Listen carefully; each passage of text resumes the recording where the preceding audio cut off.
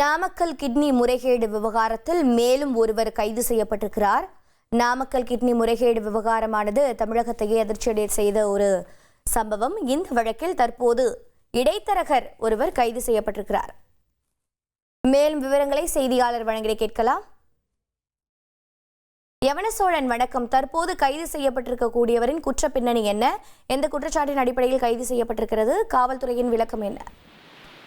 வணக்கம். நாமக்கல் மாவட்டம் பள்ளிப்பாளையம் மற்றும் சுற்றுவட்டார பகுதிகளில் விசைத்தறி தொழில் நலிவடைந்ததுனால மகளிர் சுய குழுக்கள் பெற்ற கடன்களை திரும்ப செலுத்த முடியாதனால விசைத்தறி தொழிலாளர்களை மூலச்செலவு செய்து அவர்களுடைய ஆவணங்களை போலியா தயாரித்து அவர்களை கிட்னி விற்பனையில ஈடுபட வச்சிருக்காங்க. இது குறித்து எழுந்த புகாரின் பேர்ல தமிழக சுகாதாரத்துறை அமைச்சர் சுப்பிரமணி உத்தரவின் பேர்ல தனி மருத்துவ குழுவினர் பள்ளிப்பாளையம் மற்றும் சுற்றுவட்டார பகுதிகளில் விசாரணை மேற்கொண்டனர். விசாரணை முடிவில் சிறுநீரக விற்பனையில மோசடி நடந்துள்ளது உறுதியானது. இதன் அடிப்படையில் ஏற்கனவே 3 பேர் கைது செய்யப்பட்டுள்ள நிலையில அவர்களிடம் தொடர்ந்து நடத்திய விசாரணையில மேலும் ஈரோடு பகுதியைச் சேர்ந்த கார்த்திகேயன் அப்படிங்கிறவர் இன்று சிறப்பு குழுவினர் விசாரணை கைது செய்து விசாரணை மேற்கொண்டு வருகின்றனர். மேலும் அவர் இந்த விசாரணைக்கு பிறகு சிறையில் அடைக்கப்படலாம். மேலும் தொடர்ந்து இந்த கிட்னி விவகாரத்துல பலர் அதிரடியாக கைது செய்யப்பட்டு வருவது பள்ளிப்பாளையம் பகுதியில் பெரும் அதிர்ச்சியை ஏற்படுத்தி வருகிறது. உங்களுடைய தகவல்களுக்கு நன்றி யவனசோழன்.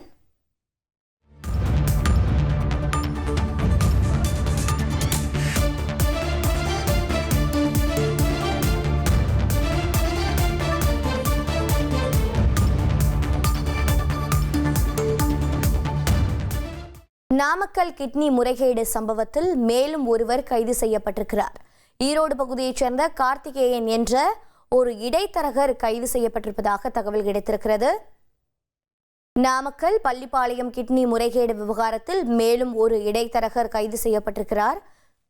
ஏற்கனவே 3 இடைத்தரகர்கள் கைது செய்யப்பட்ட நிலையில் தற்போது மேலும் ஒருவரான் கைது செய்யப்பட்டிருக்கிறார். இந்த சம்பவமானது தமிழகத்தையே அதிர்ச்சிக்குள்ளாக்கிய ஒரு சம்பவம். நாமக்கல் கிட்னி முறைகேடு சம்பவத்தில் தற்போது ஒருவர் கைது செய்யப்பட்டிருக்கிறார். மதுரை உயர்நீதிமன்ற மதுரை கிளை அமைத்த சிறப்பு புலனாய்வு குழு இந்த நடவடிக்கையை மேற்கொண்டுள்ளது. இனி செல்லும் இடமெல்லாம் செய்தி. தந்தி டிவியின் வாட்ஸ்அப் சேனலை ஃபாலோ பண்ணினா செல்ல இருக்கும் இடமெல்லாம் செய்தி. இதோ QR கோட் இப்பவே ஸ்கேன் பண்ணுங்க, ஃபாலோ பண்ணுங்க.